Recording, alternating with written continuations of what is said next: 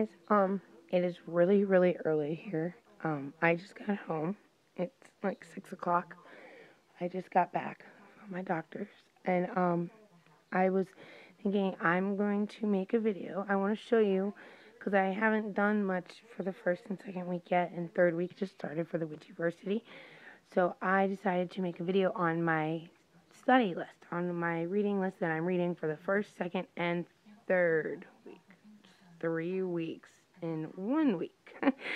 Sorry, I'm really tired, so I'm really hyper. So if I start acting a little bit dumb, just don't mind me. When I get overly tired, sometimes I, act kind of silly. I have my big quartz point that I found in the... Oh, and I never showed you guys the crystals I got from the next time we went to the rock mining. So I'm going to show you that. I don't know if I'm going to do it now or later, but it's not going to be in this video, but I'm going to show you. Okay. First things first, for my study list, I completely forgot I had this book. Me and my husband got into an argument once, actually, and it was a really bad argument, and he ended up ripping most of it, but it's still readable. It's, it sucks that it falls apart constantly, but it's readable. So, this is definitely on my study list, but I'm a little bit upset. There's not that much in here about, okay, so I read yesterday about the burning times. Hold on. But there is some about the Compendium Maleficarum, which I didn't actually realize until just now, which I don't know why I didn't think about that. So I'm going to read that. I read,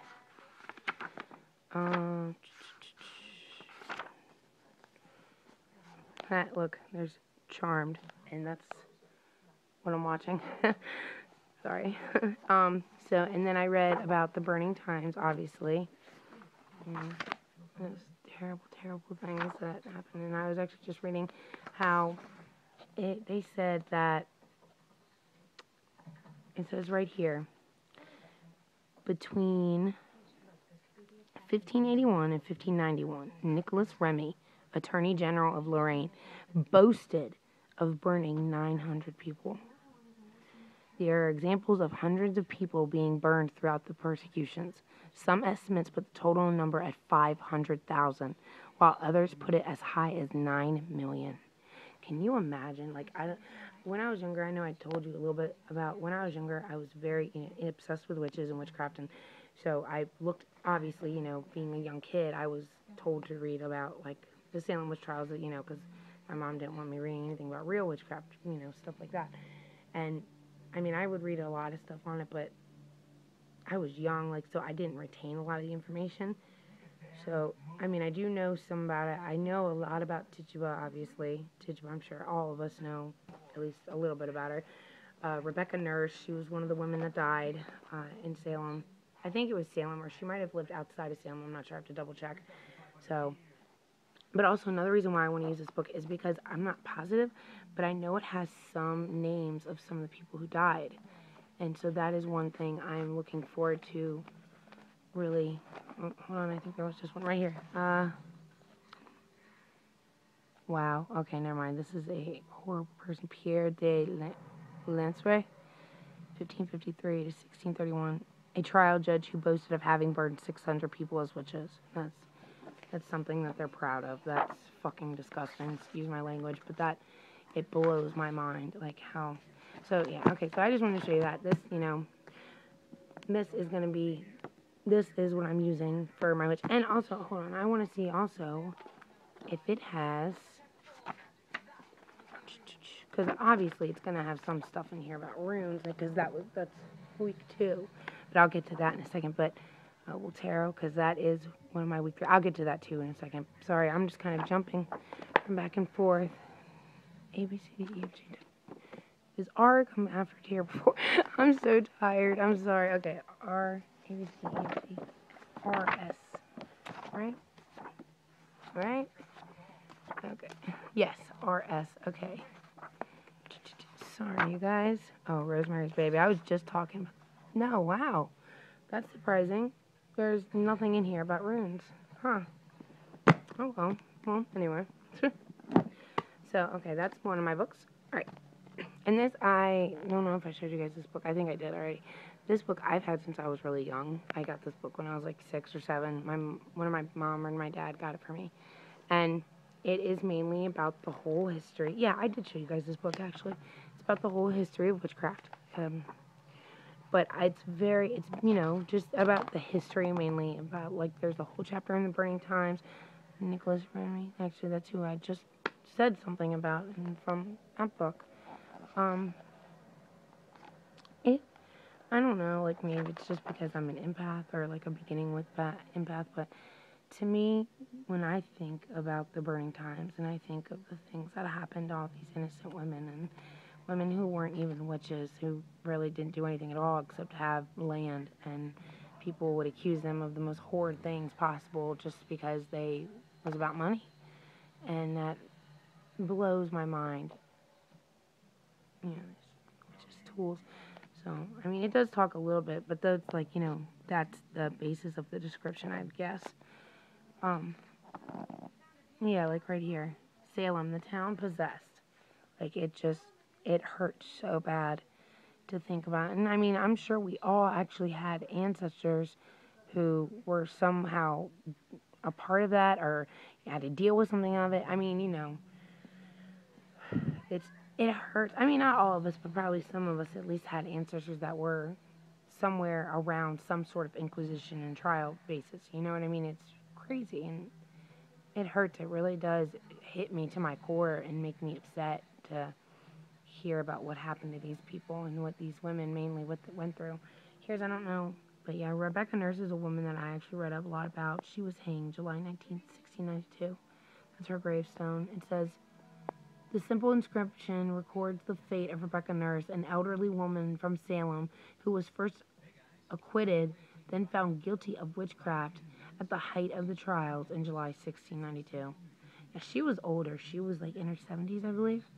And I don't know, like this woman, she was just the sweetest old woman from what I've read about her. She was not what you would suspect to be a witch. You know what I mean? Like, at least an evil witch. I mean, I could see her being a wise woman in a way, but not like what they pinned witches to be. So this is a very good book for me to use for week 1, which was Salem Witch Trials, Inquisition.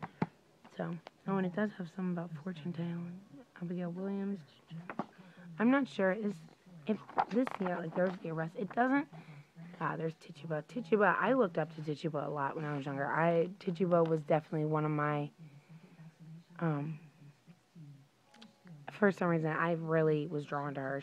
I looked up to her a lot. She was. I wouldn't want to say guides, I guess, but not really. It's just I really looked up to her in a way. There's a picture of her killing somebody. One theory is that Tituba may have learned of some traditions of African witchcraft from her time as a slave in Barbados, and even that her stories of magic may have spooked the young girls who started the witch craze. Yeah, everything was pinned on her. I mean, I don't remember a lot of what I read about her because it's been so long, but basically, yeah, the girls who started the witch craze just pinned everything. She was their house slave or whatever.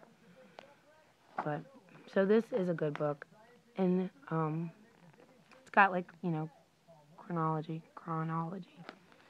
And then here's one of the memorials in Salem in memory of those innocents who died during the Salem village witchcraft hysteria of 1692. So I think that's great.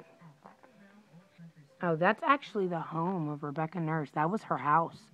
So as you can see, she obviously has a very nice house and very nice land that a lot of people are going to be jealous of. So that right there shows me why exactly she was persecuted, And here's witch hunters.